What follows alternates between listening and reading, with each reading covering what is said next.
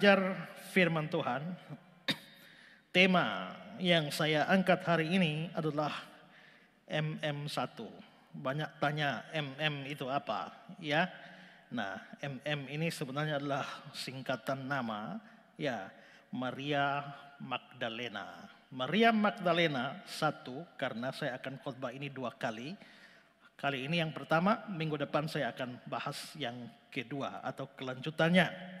Nah, sebelum kita mendengar firman Tuhan, saya sekali lagi sampaikan kepada saudara, ibadah online seperti ini lebih banyak godaannya, ya.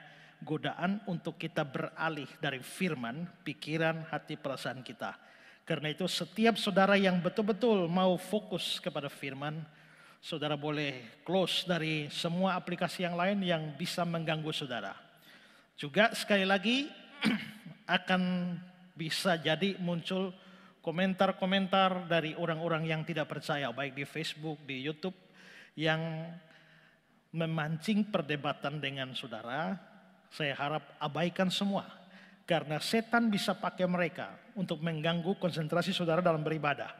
Karena itu semua komentar yang aneh-aneh yang menyudutkan iman kita, abaikan semua dan fokus hanya kepada pemberitaan firman Tuhan. Kalau saudara mau debat nanti selesai kebaktian dulu, baru silakan debat sendiri-sendiri. Tapi sekarang fokuslah kepada pemberitaan firman Tuhan. Mari kita lihat teks Yohanes 20, 11 sampai 18. Tetapi Maria berdiri dekat kubur itu dan menangis. Sambil menangis dia menjenguk ke dalam kubur itu. Dan tampaklah olehnya 2 orang malaikat berpakaian putih, yang seorang duduk di sebelah kepala dan yang lain di sebelah kaki di tempat mayat Yesus terbaring. Kata malaikat-malaikat itu kepadanya, "Ibu, mengapa engkau menangis?"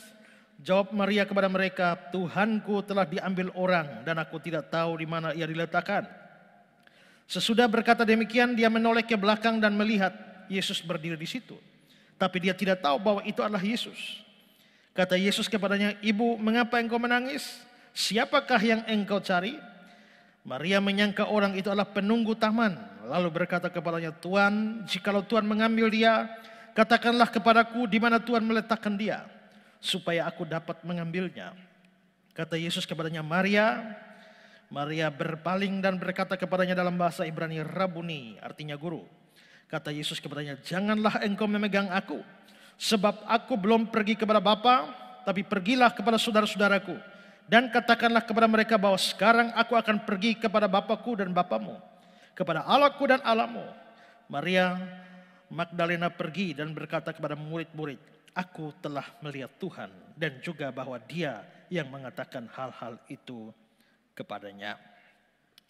Nah, saudara-saudara, walaupun kita membaca teks ini, saya tidak akan membahas teks ini atau mengeksposisi teks ini, karena saya hanya memfokuskan pembahasan kepada tokoh kita, Maria Magdalena. Nanti saya akan membahas beberapa ayat dalam teks yang kita baca, tapi tidak seluruhnya. Nah, saudara-saudara, di Alkitab ada banyak orang yang namanya Maria. Maria bukan hanya satu orang. Mungkin Maria yang paling terkenal adalah Bunda Maria, Maria Ibu Yesus. Tapi ada banyak Maria yang dibicarakan dalam Alkitab. Ada selain Maria Ibu Yesus, ada Maria saudara Marta dan Lazarus. Maria dari Betania. Itu tercatat dalam Lukas 10 ayat yang ke-39. Perempuan itu mempunyai seorang saudara yang bernama Maria. Perempuan itu, maksudnya Marta, mempunyai seorang saudara yang bernama Maria. Jadi ini adalah Maria Betania, ya. Maria Betania, saudara Marta dan Lazarus. Lalu juga ada Maria istri Klopas. Itu yang tercatat dalam Yohanes 19 ayat yang ke-25. Dan dekat salib Yesus berdiri ibunya dan saudara ibunya, Maria istri Klopas. Ya, Lalu ada juga Maria ibu Yohanes Markus dalam Kisah 12 ayat yang ke-12. Dan setelah berpikir sebentar, pergilah ia ke rumah Maria ibu Yohanes yang disebut juga Markus. Lalu ada Maria lain lagi. Maria lain ini Maria dari Roma. Roma 16 ayat yang ke-6. Salam kepada Maria yang telah bekerja keras untuk kamu. Lalu tokoh yang sedang kita bahas ini yakni Maria Magdalena. Jadi ada banyak Maria. Saya membaca beberapa referensi mengatakan bahwa banyak orang Yahudi itu memberikan nama anaknya Maria.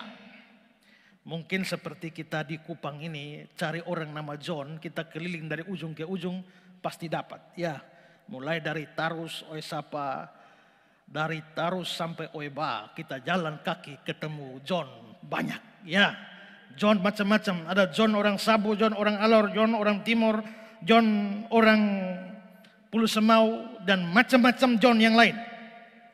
Jadi Maria adalah nama yang umum.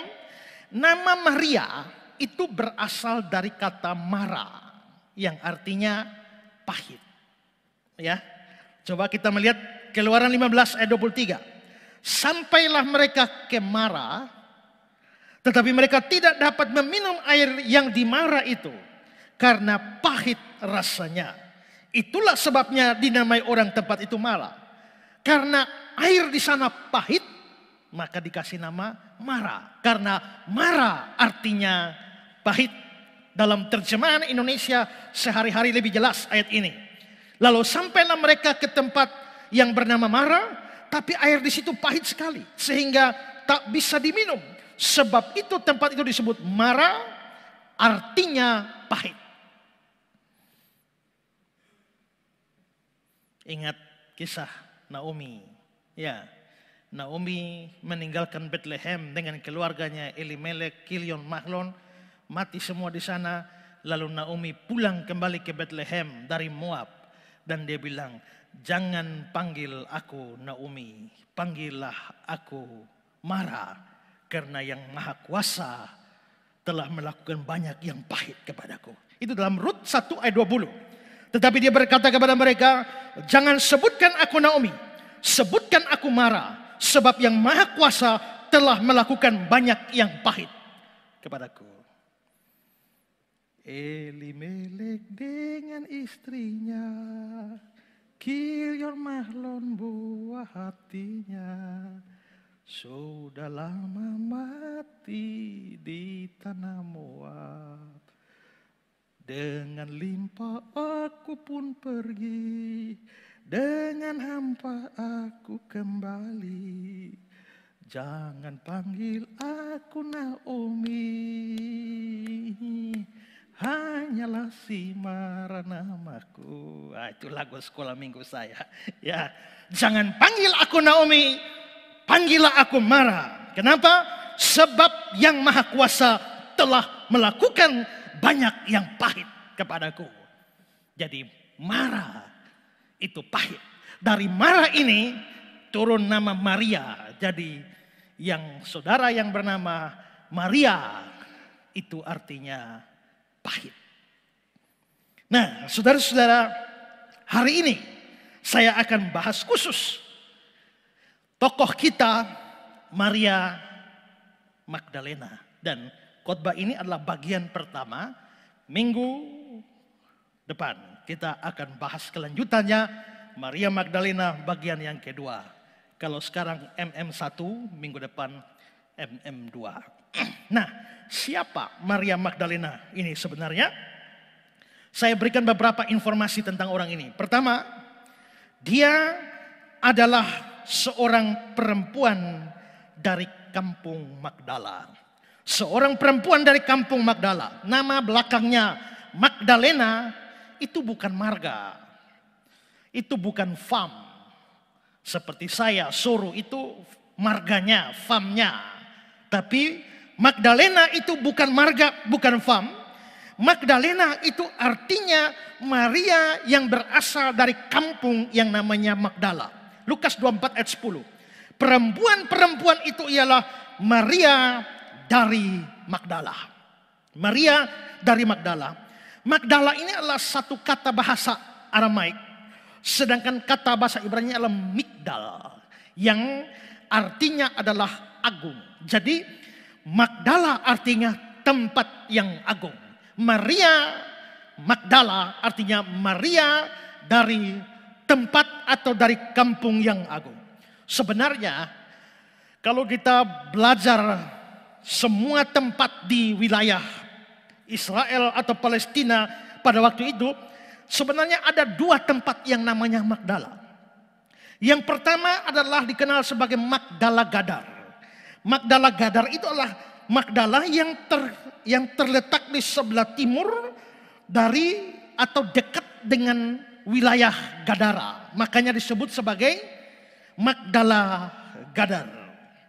Tapi yang kedua itu namanya Magdala Nunaya. Magdala Nunaya ini dia lebih terkenal. Dia di sekitar wilayah Tiberias. Magdala Nunaya itu artinya Magdala ikan-ikan. Ya, jadi ini rupanya kampung nelayan. Yang mana para penduduknya sering mencari ikan, maka disebut sebagai Magdala Nunaya. Dan ini wilayahnya di sekitar Danau Galilea. Nah, Maria Magdalena ini adalah Maria dari Magdala, tapi bukan dari Magdala Gadar, melainkan dari Magdala Nunaya. Kalau saudara lihat peta ini, ya, nah, saudara lihat di sana ada Galilea di atas, itu dia ada Kapernaum, Korasim, Kapernaum, dan ada Magdala di pinggir Danau Galilea. Penggalian arkeologi menunjukkan bahwa memang dulu ada kampung nelayan di sana. Kalau saudara lihat gambar ini adalah perkampungan Magdala Nunaya hasil penggalian arkeologi.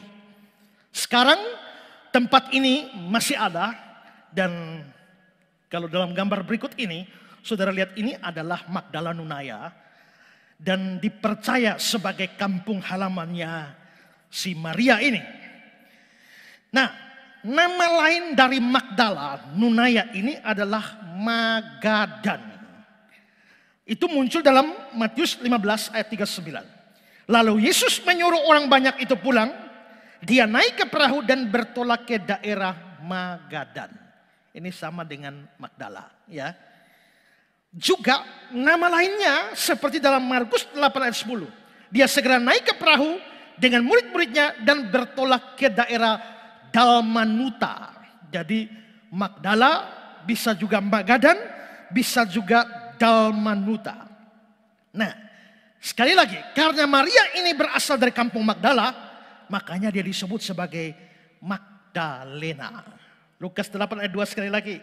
Dan juga beberapa orang perempuan telah disembuhkan dari roh jahat atau berbagai penyakit, yaitu Maria yang disebut Magdalena. Maria yang disebut Magdalena. Nah, jadi siapa Maria Magdalena ini? Maria dari kampung Magdala, Magdala Nunaya di sekitar wilayah Danau Galilea. Satu informasi lain yang perlu saya tambahkan atau jelaskan adalah bahwa penting untuk diketahui Maria Magdalena ini sebenarnya bukan seorang pelacur. Dia bukan seorang pelacur seperti yang dikira atau dipahami oleh banyak orang. Saya meneliti sejak kapan Maria Magdalena dianggap sebagai pelacur dalam sejarah. Rupanya saudara, anggapan bahwa Maria Magdalena ini adalah mantan pelacur itu bersumber pertama dari pernyataan Paus Gregorius I atau Santo Gregorius Agung dalam khotbahnya tahun 591, di mana dia menyamakan antara Maria Magdalena ini sama dengan Maria Betania, saudaranya Lazarus dan Marta, juga disamakan dengan perempuan berdosa yang mengurapi kaki Yesus dengan minyak di Lukas pasal 7. Karena itulah perempuan dikatakan perempuan berdosa mengurapi kaki Yesus, perempuan berdosa dikatakan perempuan berdosa di Lukas 7. Tapi perempuan berdosa, dosa apa? Lalu ditafsirkan bahwa dosanya itu adalah dosa syahwat, dosa melacur. Nah, perempuan di Lukas pasal 7 itu perempuan berdosa adalah pelacur. Lalu itu disamakan dengan Maria dari Betania, disamakan dengan Maria Magdalena. Akhirnya kesimpulannya Maria Magdalena itu adalah mantan pelacur. Saya berikan keterangan dari Wikipedia. Dalam tafsiran Paus Gregorius, 7 roh jahat yang diusir Yesus dari dalam diri Maria Magdalena ditransformasikan menjadi 7 dosa pokok menurut ajaran gereja Katolik pada abad pertengahan. Sehingga Maria Magdalena bukan hanya bersalah karena mengumbar syahwat, melainkan juga karena sombong dan tamak. Jadi Maria Magdalena bersalah karena mengumbar syahwat. Berarti ini dosa seks. Dan dikatakan dia adalah seorang pelacur. Pandangan ini akhirnya meluas. Ini mulai tahun 591. Pandangan ini meluas. Tapi nanti diperbaiki di dalam gereja Roma Katolik pada tahun 1969. Di mana sebelumnya ada perayaan Maria Magdalena disamakan dengan Maria Betania dan juga perempuan berdosa di Lukas pasal 7. Mulai tahun 1969 itu dihapus dari kalender gereja Roma Katolik. Tapi saudara-saudara, sekalipun sudah dihapus, tapi apa yang dikhotbahkan oleh Paus Gregorius bahwa Maria Magdalena adalah mantan pelacur sudah menyebar ke seluruh dunia, dan banyak orang hari ini menganggap Maria Magdalena itu adalah mantan pelacur. Beberapa tahun yang lalu di koran Timor Express itu saya membaca tulisan Paskah dari seorang namanya Roy T. Seran. Dia bilang begini, dalam Injil Yohanes ditulis bahwa pada awal kebangkitan Kristus, Maria Magdalena lah saksi dan pewarta pertamanya. Maria Magdalena adalah wanita yang dikenal sebagai seorang pelacur sebelum dia bertemu dengan Yesus dan bertobat. Ini dalam koran Timor Express 7 April 2009. Ya. Maria Magdalena adalah wanita yang dikenal sebagai seorang pelacur sebelum dia bertemu dengan Yesus. Kenapa bisa punya pandangan seperti itu? Ini pengaruh dari penafsiran yang salah dari Paus Gregorius tahun 591. Menurut saya saudara, ini adalah penafsiran yang salah dan ini bersifat memfitnah Maria Magdalena. Dia sama sekali bukan pelacur. Maria Magdalena bukan Maria dari Betania, saudara Lazarus dan Marta, bukan juga perempuan berdosa di Lukas pasal 7. Bahkan perempuan berdosa di Lukas pasal 7 belum tentu dosa perempuan berdosa, belum tentu pelacur. Maka jelas itu penafsiran yang salah. Ada yang fitnahan yang lebih aneh lagi. Ya, ini muncul dari pendeta Yesaya Pariaji. Pendeta Yesaya Pariaji sampai berkata bahwa perempuan yang kedapatan bersinah di Yohanes pasal 8, di mana orang Yahudi bilang, apakah mau dilempar mati? Tuhan Yesus bilang, siapa tidak berdosa, angkat batu dan lempar. Nah, menurut pendeta Yesaya Pariaji, itu adalah Maria Magdalena. Perhatikan kata-kata pendeta Yesaya Pariaji yang saya kutip dari majalah Tiberias. Di waktu Maria Magdalena kedapatan berbuat zina, dia ditangkap oleh orang Yahudi, dihadapkan pada Yesus. Orang ini didapati berzina. Hukum Taurat menyatakan harus dilempari batu hingga mati. Betapa mengerikan, tetapi Tuhan membela Maria Magdalena dengan mengatakan bahwa orang yang berhak menghukum adalah orang yang tangannya suci. Jadi dalam Alkitab orang Yahudi memberikan contoh bahwa orang yang melakukan zina akan dirajam. Maka mengapa Tuhan memilih Maria Magdalena? Karena Tuhan ingin menghadirkan Allah yang Maha Kuasa. Jadi kita bisa lihat sepanjang sejarah Maria Magdalena sudah mendapatkan 2 penafsiran atau bahkan boleh dikatakan 2 fitnah. Pertama dianggap pelacur, kedua dianggap perempuan yang ditangkap karena berzina di dalam Yohanes pasal 8. Semua ini jelas adalah pandangan yang salah. Maria Magdalena sama sekali bukan pelacur atau bukan mantan pelacur. Lalu siapa dia sesungguhnya? Tunggu di MM2 pada minggu depan. Nah, jadi dia adalah, untuk sementara saya katakan dia adalah perempuan dari kampung Magdala. Sekarang yang kedua.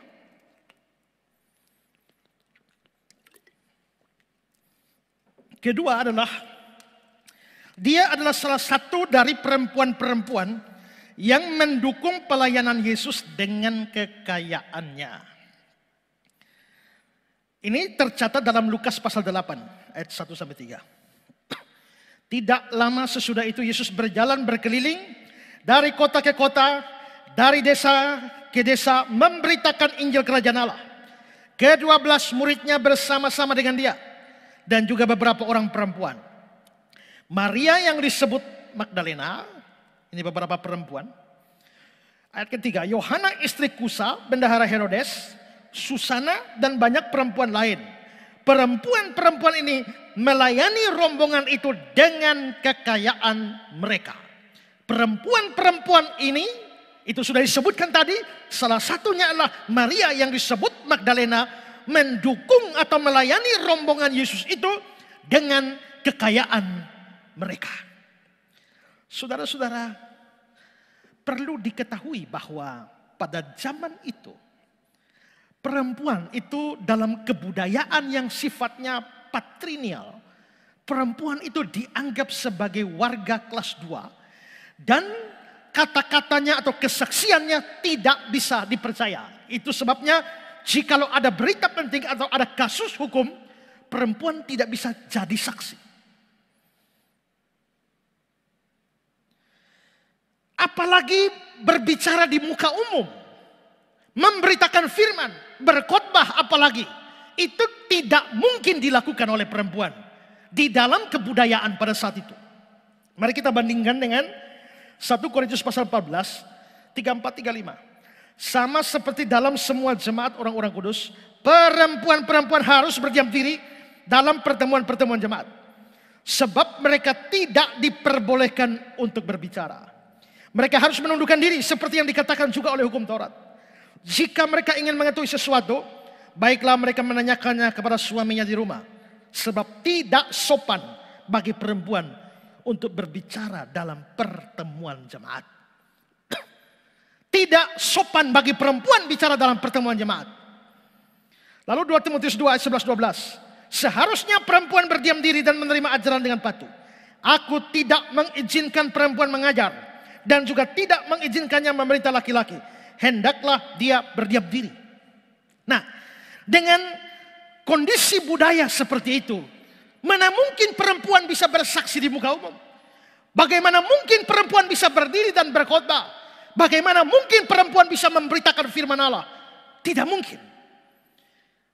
Ada orang pernah bertanya pada saya, Pak Pendeta, kenapa Yesus pilih 12 rasul semuanya laki-laki? Kenapa tidak ada rasul perempuan? Karena sikon budaya seperti ini. Kalau Yesus pilih rasulnya perempuan, rasul-rasul ini akan diutus untuk beritakan Injil, beritakan firman. Kalau kebudayaannya menolak untuk mendengar perempuan bicara, lalu untuk apa dia memilih rasul perempuan yang akhirnya ditolak dan pemberitaannya tidak didengarkan? Itulah sebabnya Yesus memilih rasul-rasul semuanya laki-laki. Memang akhirnya ini membuat terjadi pro kontra sekarang. Sejumlah gereja menolak adanya pendeta perempuan. Dan menolak perempuan berbicara apalagi berkhotbah di gereja pada masa kini. Beberapa gereja seperti itu. Tapi terlepas dari perbedaan pemahaman seperti itu, jelas budaya saat itu tidak mengizinkan perempuan-perempuan untuk bersaksi dan berkhotbah. Itu berarti bahwa Susana tidak bisa beritakan Injil, tidak bisa berkhotbah. Itu bisa berarti Yohana tidak bisa bersaksi dan beritakan Injil. Itu berarti juga Maria Magdalena tidak bisa bersaksi atau memberitakan Injil atau berkhotbah di depan umum tentunya. Tapi saudara, sekalipun mereka dibatasi oleh kebudayaan seperti itu tidak membuat mereka berpangku tangan. Mereka tetap mempunyai cara untuk melayani Tuhan. Mereka tetap mempunyai cara untuk bisa mendukung apa yang sedang Tuhan Yesus kerjakan. Yaitu melayani rombongan Yesus itu. Yesus dan rasul-rasul dengan kekayaan mereka. Jelas mereka adalah perempuan-perempuan yang kaya. Bahkan ada penafsir mengatakan dari perempuan-perempuan yang kaya ada kemungkinan Maria Magdalena lebih kaya dari semuanya. Dasar dari penafsiran itu adalah ketika disebut nama-nama perempuan yang melayani Yesus dengan kekayaan mereka. Bayangkan yang disebut kedua itu adalah Yohana istri Kusa bendahara Herodes.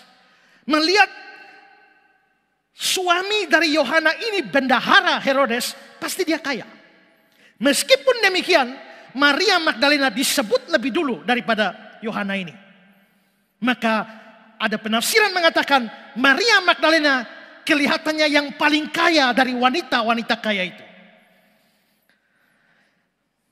Terlepas dari tafsiran itu benar atau tidak, tapi yang pasti adalah bahwa mereka mempunyai harta kekayaan, termasuk Maria Magdalena, dan tidak bisanya mereka berkhotbah di muka umum, tidak bisanya mereka beritakan Injil atau bicara di muka umum, tidak membatasi mereka di dalam pelayanan. Mereka selalu mempunyai cara yang lain untuk bisa melakukan pelayanan atau mendukung pekerjaan Tuhan. Barclay mengatakan, dalam daftar wanita-wanita yang terdapat ini, menemukan suatu kelompok yang bantuannya bersifat praktis. Sebagai wanita, maka mereka tidak diizinkan untuk berkhotbah, tapi mereka memberikan berkat-berkat yang mereka punyai. Jadi saudara-saudara, di sini sekali lagi kita bicara tentang perempuan-perempuan yang melayani Yesus dengan kekayaan mereka, tetapi secara khusus ada Maria Magdalena yang diduga adalah yang paling kaya dari mereka. Dia mendukung pekerjaan Yesus dan murid-muridnya. Saudara-saudara, satu hal yang perlu ditegaskan adalah Maria Magdalena dan teman-temannya menggunakan kekayaan mereka, menggunakan uang mereka untuk mendukung apa yang sungguh-sungguh merupakan pekerjaan Tuhan. Perhatikan bahwa dikatakan mereka mendukung apa yang melayani Yesus dengan kekayaan. Memangnya apa yang Yesus bikin? Perhatikan Lukas 8 ayat 1. Tidak lama sesudah itu, Yesus berjalan berkeliling dari kota ke kota, dari desa ke desa, memberitakan Injil Kerajaan Allah. Berarti yang Yesus sedang lakukan adalah beritakan Injil Kerajaan Allah. Yang sedang dilakukan oleh para rasul adalah beritakan Injil Kerajaan Allah. Pemberitaan Injil adalah pelayanan yang utama yang ditekankan di dalam perjanjian baru. Di seluruh perjanjian baru, kata memberitakan Injil muncul 45 kali. Kata memberitakan Injil 45 kali, pemberitaan Injil muncul 12 kali. Injil yang kuberitakan muncul 4 kali. Injil yang diberitakan muncul 2 kali. Di seluruh perjanjian baru. Ini berarti bahwa jikalau ada pelayanan yang paling penting dalam perjanjian baru, itu adalah pelayanan pemberitaan Injil. Pelayanan diakonia penting. Pelayanan yang bersifat koinonia penting. Pelayanan-pelayanan yang lain itu adalah pelayanan penting. Tapi ada pelayanan terpenting yang lebih penting dari semua. Itu adalah pemberitaan Injil. Bahkan Yesus berkata bahwa dalam Lukas 4 ayat 43, juga di kota-kota lain aku harus memberitakan Injil Kerajaan Allah. Sebab untuk itulah aku diutus.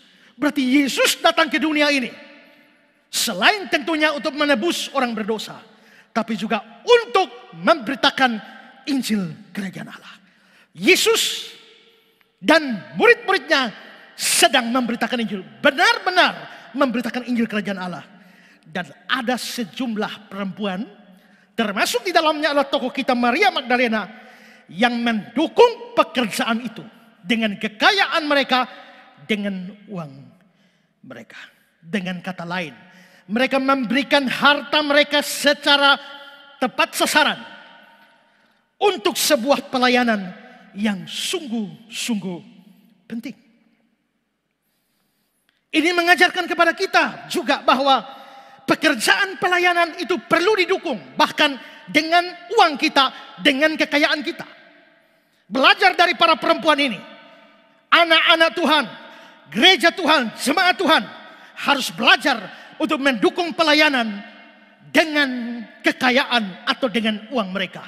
Tetapi hati-hati bahwa uang saudara, kekayaan saudara harus mendukung apa yang betul-betul merupakan pekerjaan Tuhan. Yang betul-betul merupakan pemberitaan Injil.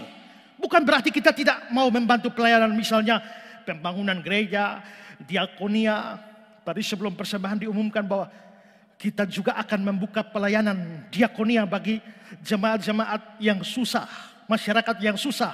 Karena mungkin gara-gara corona, mereka hanya hidup dari pekerjaan penghasilan hari per hari. Dengan sikon seperti ini, mereka tidak bisa lagi bekerja. Maka kita berpikir untuk memberikan bantuan kepada mereka. Maka tadi WL bilang, saudara juga diberi kesempatan untuk memberi bagi pelayanan diakonia ini. Kita bisa melayani, mendukung pelayanan diakonia. Kita bisa mendukung pembangunan gedung gereja.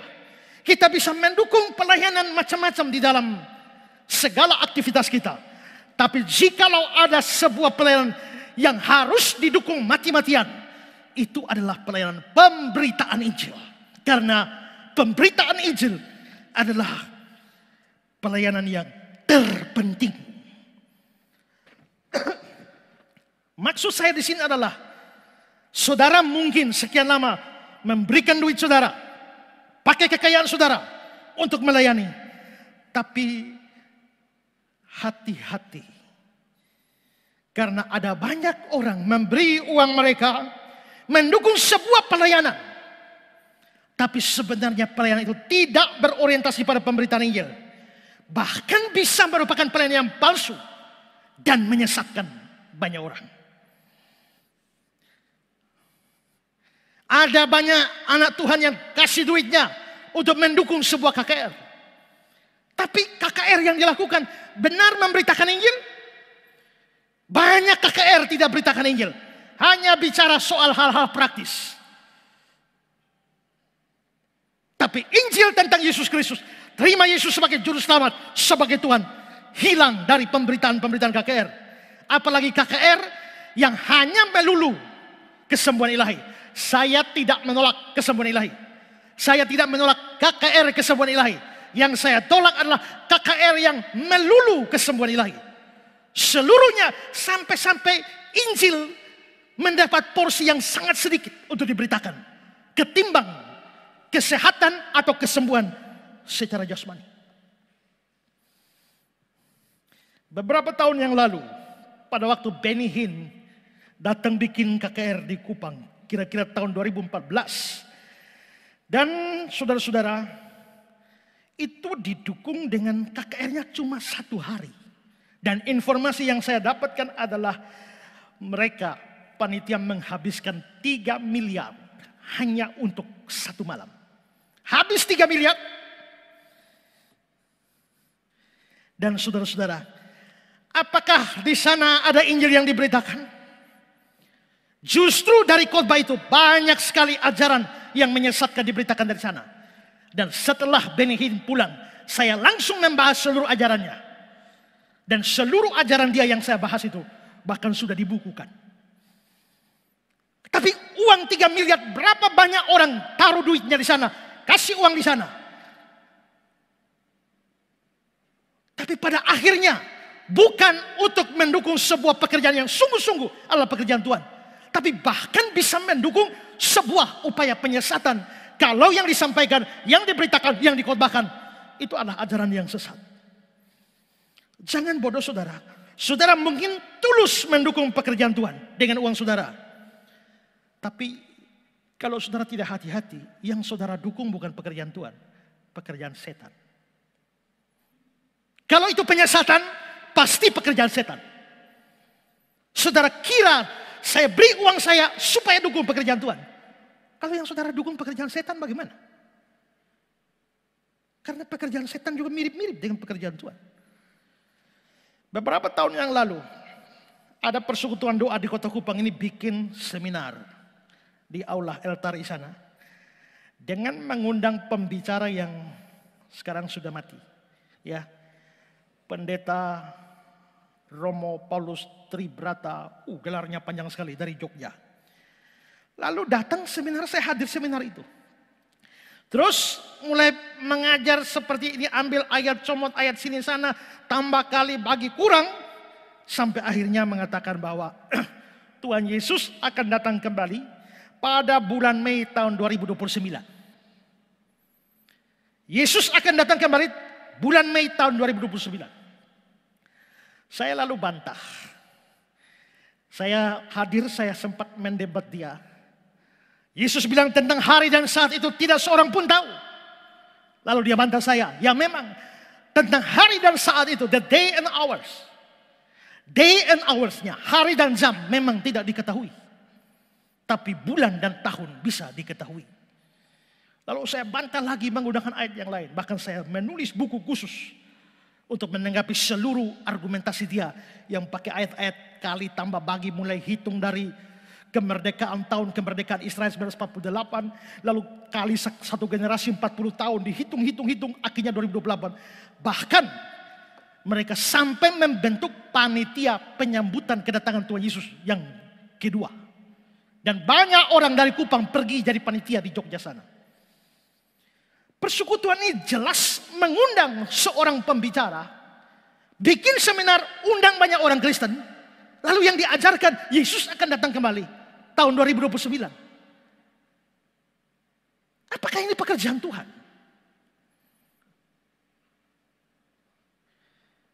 Alkitab mengatakan Yesus datang tidak ada orang tahu. Sampai ada orang meramal, sekalipun sekarang belum tahun 2029. Tapi yang pasti itu adalah ajaran yang sesat.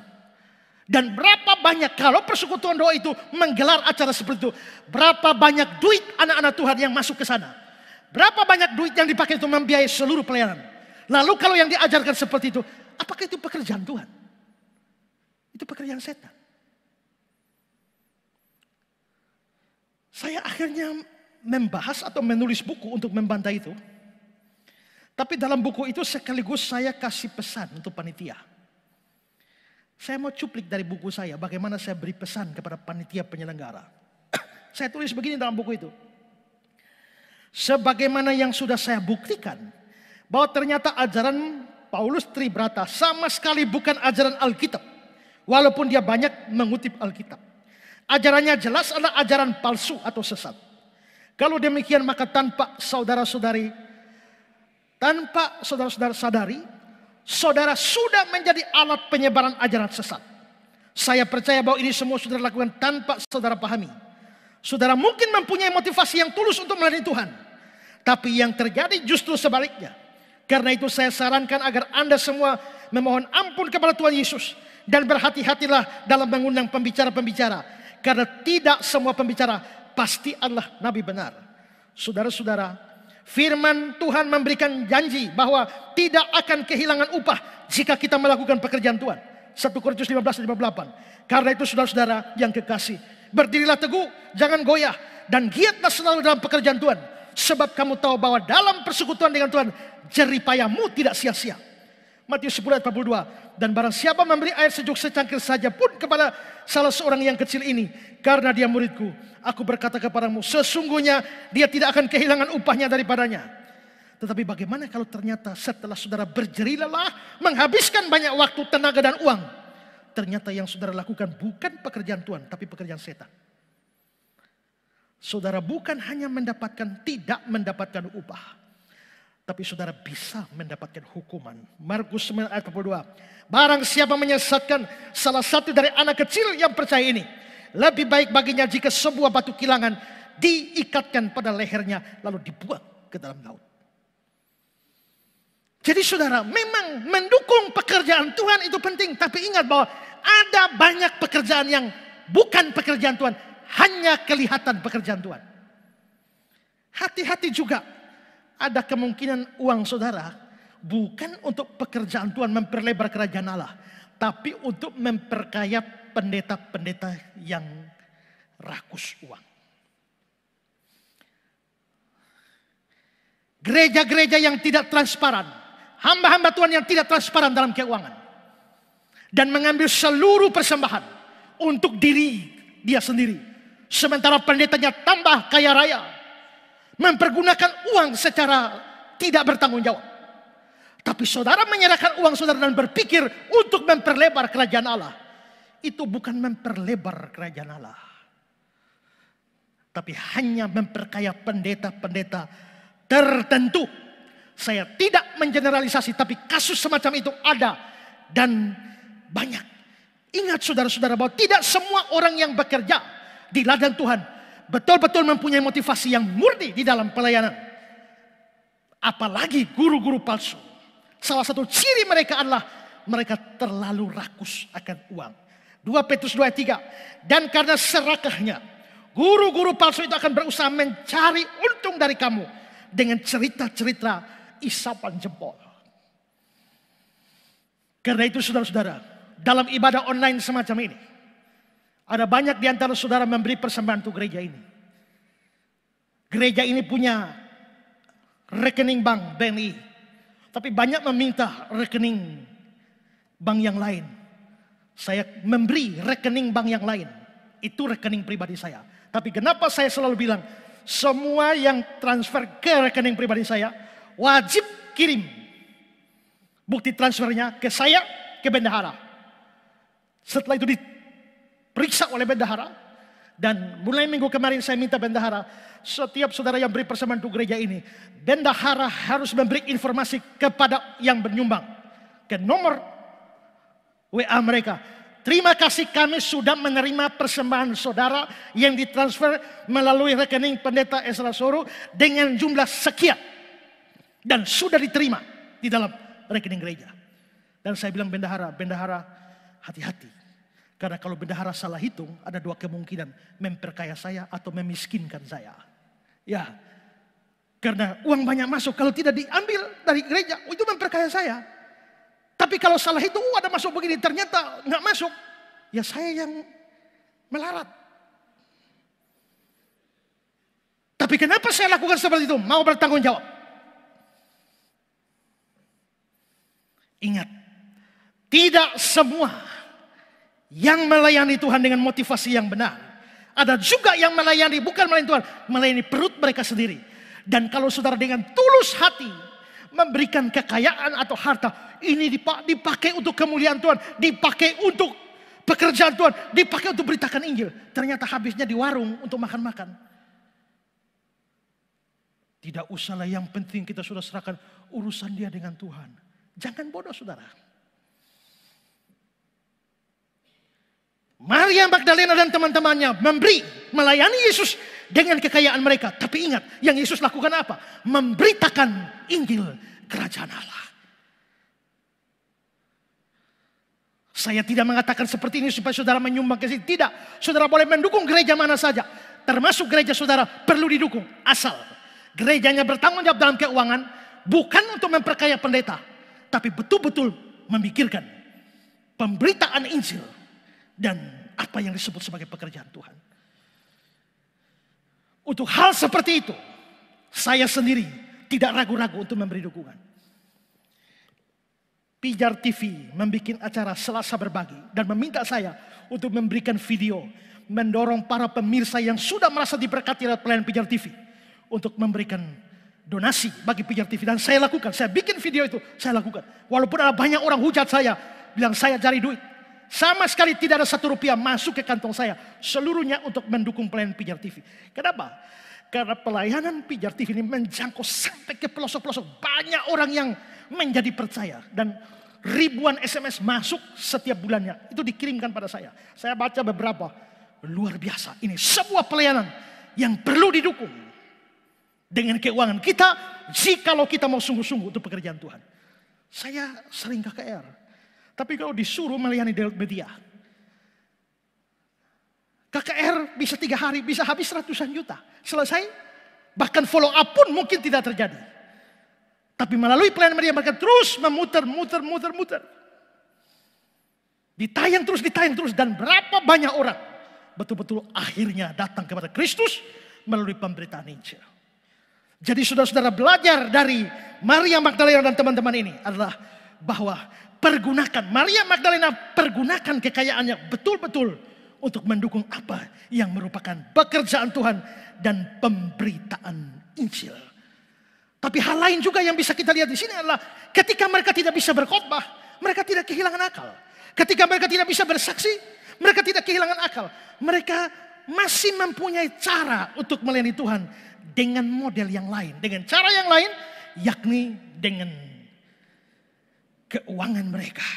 Maka ini juga mengajar pada kita. Ingat bahwa pelayanan yang namanya pelayanan bukan hanya jadi pengkhotbah, bukan hanya jadi WL, tapi apa saja yang kita bisa lakukan sepanjang itu bisa membawa sumbangsi bagi kerajaan Allah. Itu adalah sebuah pelayanan.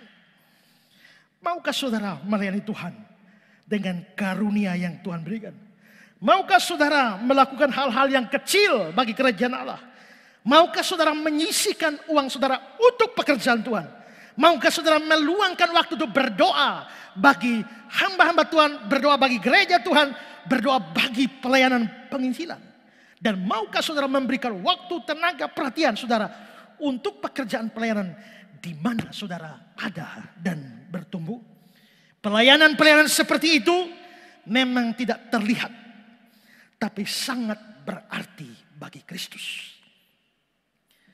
William Buckley, tidaklah selalu orang-orang yang berada di latar depan yang mengerjakan hal-hal besar. Banyak orang yang menduduki kedudukan yang bersifat umum tidak akan sanggup mengerjakan pekerjaan tersebut walaupun hanya seminggu tanpa bantuan dari rumah. Misalnya istri dan orang-orang yang berada di sampingnya. Banyak dari para pelayannya yang paling besar berada di latar belakang, tidak kelihatan tapi sangat menentukan. Contohnya sekarang, saudara lagi dengar khotbah ini kan, ibadah online kan. Tadi saudara nonton, berapa orang yang muncul di layar? Pertama WL, ya. Kedua yang nyanyi 3 orang tadi. Berikut ada pemusik dan 1 pendoa dan sekarang saya. Hanya 6 atau 7 orang yang muncul di layar. Tapi berapa banyak orang ada di belakang layar? Di sini ada 3 kameramen duduk dan mengikuti seluruhnya sampai selesai. Di belakang sana ada petugas radio streaming juga untuk video, petugas untuk YouTube, petugas untuk Facebook. Di sana ada petugas untuk sound system. Mana pernah muncul di layar? Tidak pernah. Di belakang sana ada 1 petugas untuk mengawasi semua komentar di YouTube dan Facebook. Komentar yang aneh-aneh segera dihapus. Kenapa? Karena biarpun saya sudah umumkan, saudara sering terpancing untuk berdebat. Jadi kalau ada komentar anak setan masuk langsung hapus, langsung delete. Itu ada petugas khusus yang jaga. Berapa banyak orang yang kalau mereka tidak ada, saudara tidak akan mendengar khotbah ini. Tapi mereka tidak pernah muncul di depan layar. Tapi pelayanan mereka sangat menentukan. Saya boleh khotbah sehebat-hebatnya, tapi kalau tidak ada orang di belakang layar, sehebat-hebatnya sebuah khotbah tidak akan pernah sampai pada saudara juga kan? Berarti semua ini adalah pekerjaan pelayanan. Dan tidak semua pekerjaan pelayanan selalu ada di depan layar. Saudara bisa mengambil begitu banyak pekerjaan Tuhan dan tetap ada di belakang layar. Tapi sumbangsi saudara bagi pekerjaan Tuhan sangat menentukan. Ketika Sir William Costa memimpin sebuah paduan suara dan musik yang lengkap. Dan dia mulai memimpin. Semua musik mulai bunyi, drum mulai bunyi, keyboard, piano, organ, semua alat musik yang lain, biola, semua mulai bunyi. Ada 1 pemain harmonika juga tiup harmonikanya. Tapi sementara semua berjalan bunyi semua, dia tiup-tiup harmonika, dia pikir, jangankan orang lain, saya yang tiup harmonika saja tidak dengar suara harmonika. Dia coba tiup-tiup harmonika, dia dengar, kok nggak kedengaran? Bagaimana orang lain bisa mendengar harmonika saya? Saya sendiri tidak bisa dengar. Akhirnya dia pikir, Daripada saya tidak bisa dengar, lebih baik berhenti tiuplah. Akhirnya beberapa menit dia berhenti. Begitu dia berhenti tiup harmonikanya, Sir William Coster di depannya, berhenti semua. Ada satu harmonika yang tidak bunyi. Dia kaget. Dia pikir orang lain tidak dengar, dia sendiri tidak dengar. Tapi begitu dia stop, itu sangat mempengaruhi semua. Dan itu jelas di telinga pemimpin. Saudara, mungkin pelayananmu kecil, tidak seberapa. Jangan berhenti. Mungkin bahkan dalam diri saudara sendiri berpikir, pelayanan saya tidak berarti. Pelayanan saya terlalu kecil. Pelayanan saya terlalu remeh. Jangan berhenti. Karena Tuhan menganggap penting pelayanan saudara.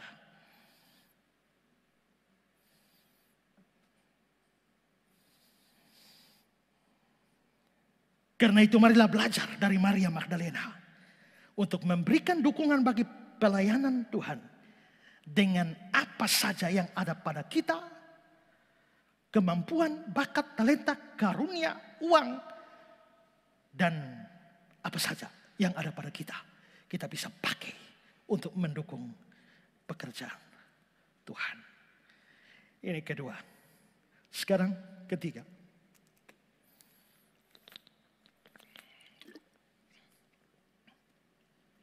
Yang pertama, dia perempuan dari Magdala.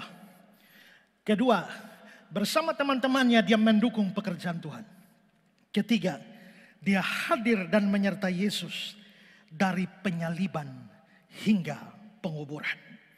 Perhatikan Matius 27, 55-56. Dan ada di situ banyak perempuan yang melihat dari jauh. Yaitu perempuan-perempuan yang mengikuti Yesus dari Galilea untuk melayani dia.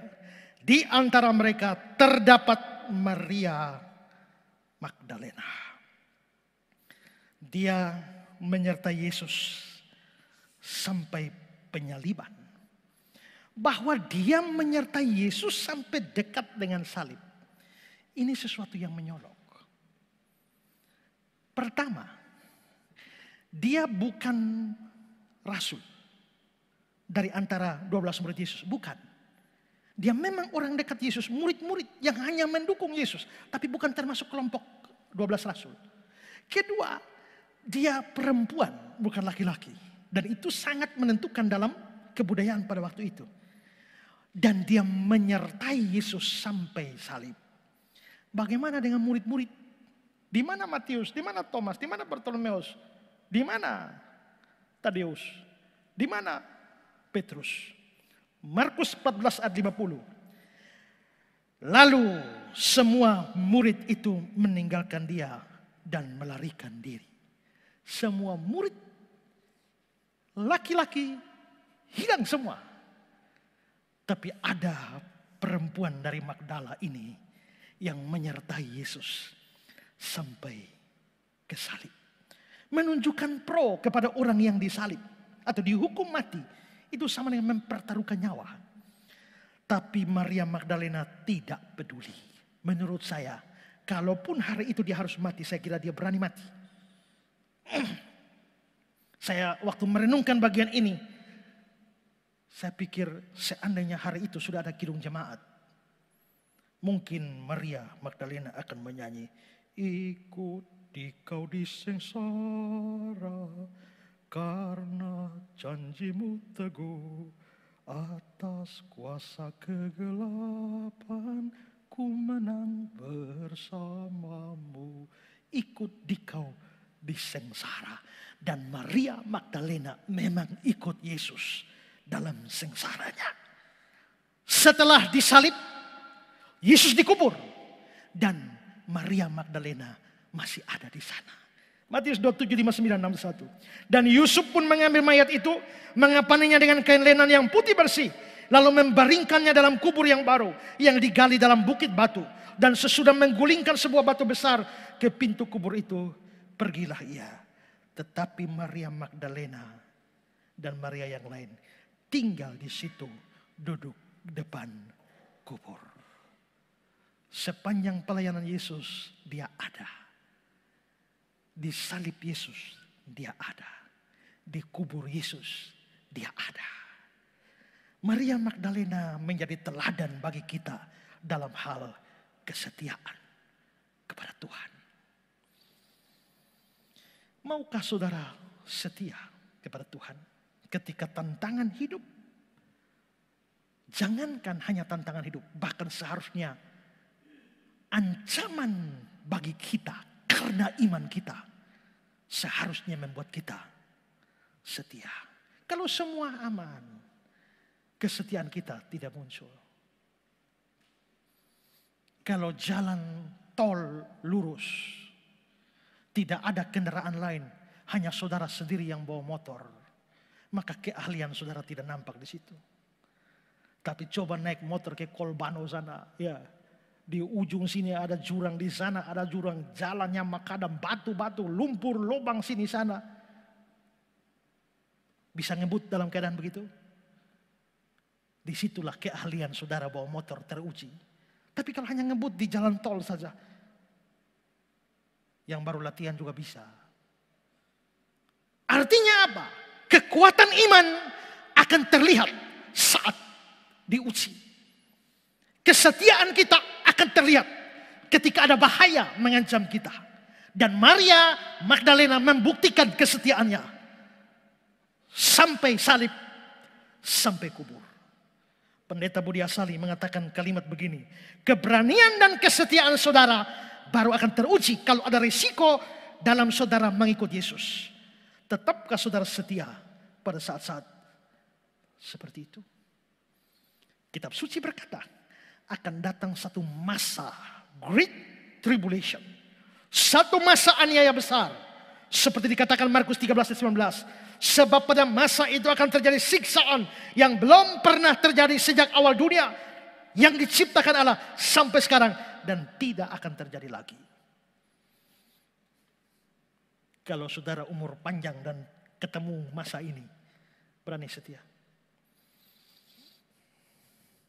Saya membaca dalam buku The Fox of Martyr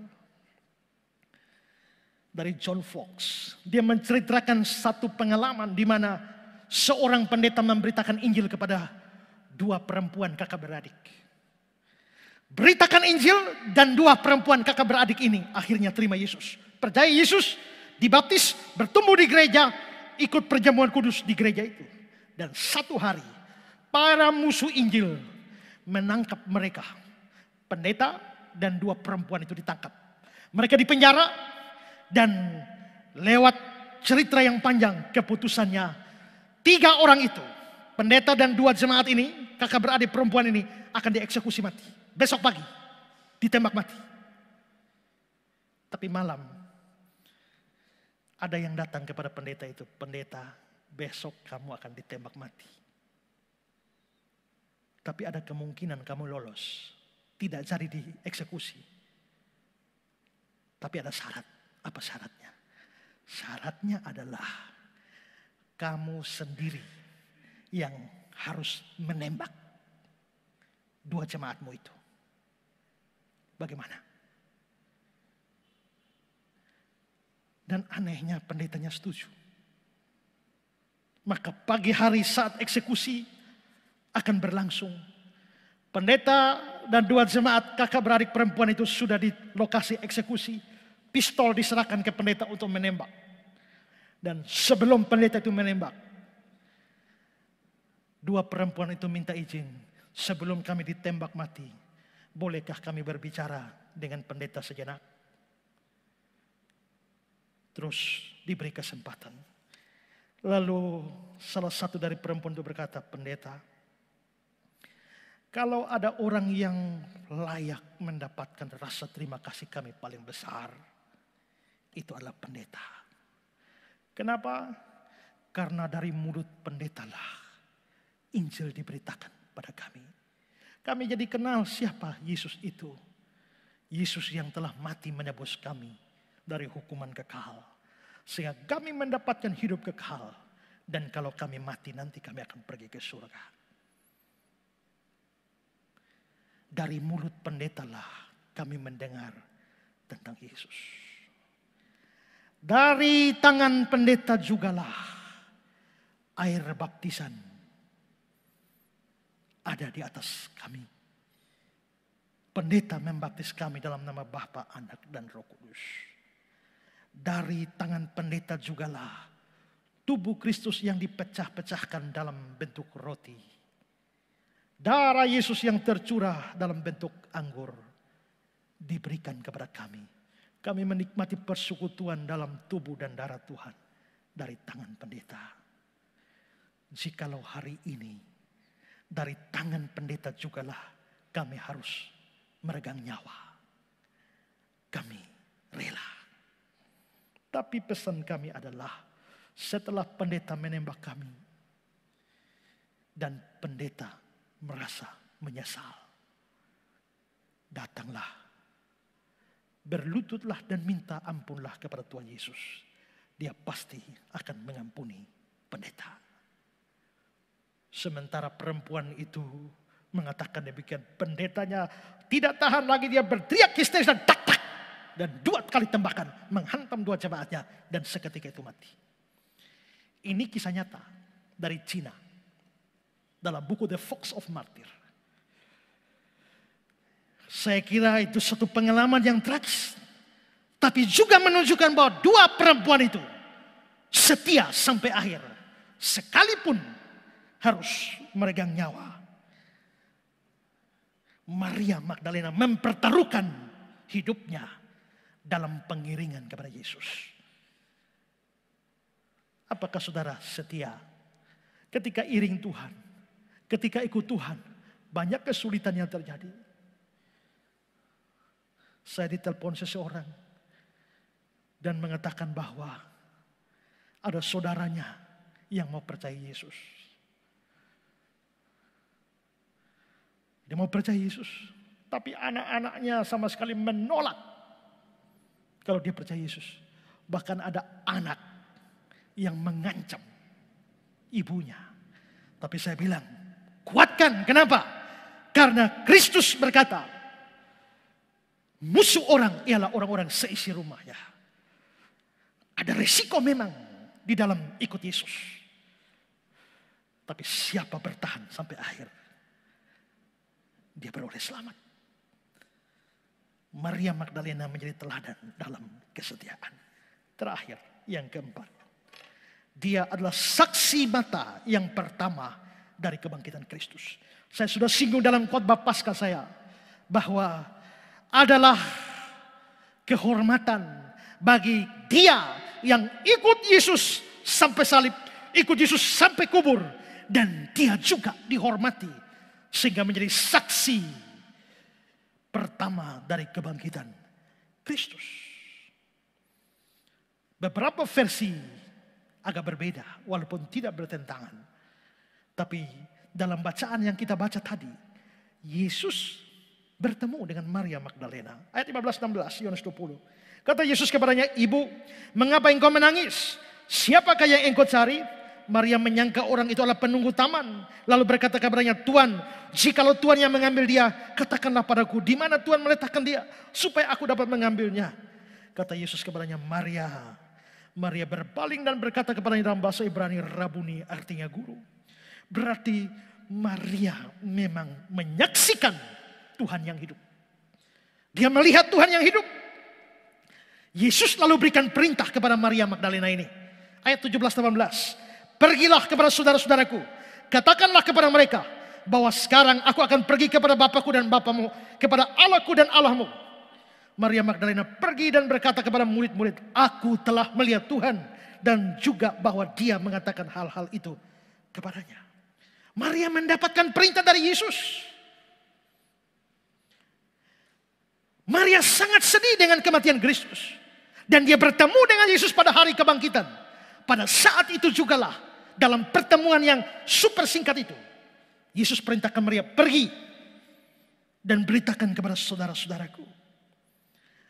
Pasti secara psikologis, secara naluriah, Maria yang sedih tapi menjadi bergembira karena kebangkitan, pasti tidak mau meninggalkan Yesus. Dia pasti mau bersama-sama dengan Yesus.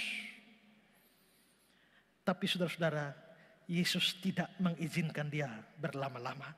Yohanes 20:17. Kata Yesus kepadanya, jangan engkau memegang aku, sebab aku belum pergi kepada Bapa. Kata memegang di sini bukan berarti meraba secara fisik, tidak. Tapi maksudnya adalah menahan. Jadi kelihatannya Yesus tahu bahwa Maria yang setelah bersedih sekarang bergembira, dia ingin bersama-sama dan menahan Yesus untuk dirinya di situ. Tapi Yesus tidak mengizinkan itu. Yesus bilang, jangan engkau menahan aku. Yesus lalu beri perintah, pergi bersaksi kepada orang lain. Maria Magdalena membutuhkan Yesus saat itu. Tapi Yesus justru menyuruh dia pergi. Dia ingin di situ. Tapi Yesus bilang tidak, pergi.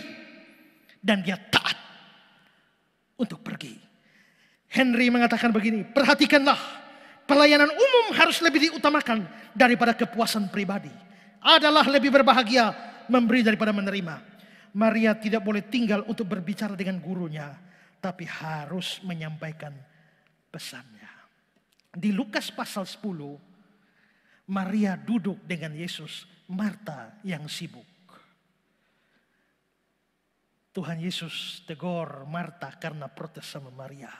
Kelihatannya di situ bagi Yesus duduk di kaki lebih penting dari melayani. Tapi dalam kasus Maria Magdalena, pergi melayani lebih penting daripada duduk bersama di situ. Yesus tidak mau Maria Magdalena menikmati kebersamaan persekutuan dengan dia dan mengabaikan tugas penting yang harus diberitakan, yaitu pemberitaan kabar baik. Kristus sudah bangkit. Dia sudah naik ke surga. Tapi sebelum dia pergi, mandat yang sama juga dia berikan pada kita. Matius 28:19-20. Pergilah, jadikanlah semua bangsa muridku. Baptislah mereka dalam nama Bapa, Anak dan Roh Kudus. Ajarlah mereka melakukan segala sesuatu yang kuperintahkan padamu. Ketahuilah aku menyertai kamu senantiasa sampai akhir zaman. Ini great commission. Satu mandat agung. Satu amanat agung. Nats pembimbing kita tadi. Markus 16:15. Lalu dia berkata pada mereka, pergilah ke seluruh dunia. Beritakan Injil kepada segala makhluk. Banyak orang Kristen hanya suka ketemu kan. Bersekutu dengan Tuhan. Ku ingin tetap di sini. Menikmati baik-Mu. Ku ingin tetap di sini. Dan memandang indah wajah-Mu. Sekali lagi. Ku ingin tetap di sini, menikmati bait-Mu. Ku ingin tetap di sini dan memandang indah wajah-Mu. Sekali lagi, ku ingin tetap di sini, menikmati bait-Mu. Ku ingin tetap di sini dan memandang indah wajah-Mu. Tuhan bilang, stop, pergi. Berapa banyak kita yang menikmati persekutuan, lupa pergi. Ada satu mandat untuk pergi, beritakan Injil. Bersekutu penting. Tapi pergi juga. Tetap di sini menikmati hadirat Tuhan penting. Tapi pergilah dan beritakanlah Injil. Itu juga penting. Karena itu, jangan hanya mau beritakan, lupa bersekutu. Jangan hanya bersekutu, lupa memberitakan Injil. Saudara bisa melakukan pemberitaan Injil, apalagi dalam dunia revolusi industri 4.0 seperti ini. Dengan revolusi industri 1 ditandai dengan penemuan mesin uapnya James Watt. Yang kedua, revolusi industri kedua, itu dengan penemuan alat-alat transportasi. Revolusi industri dan juga listrik, itu revolusi industri 2. Revolusi industri 3 ditandai dengan penemuan komputer. Revolusi industri keempat ditandai dengan penemuan internet. Dengan semua artificial intelligence. Dengan semua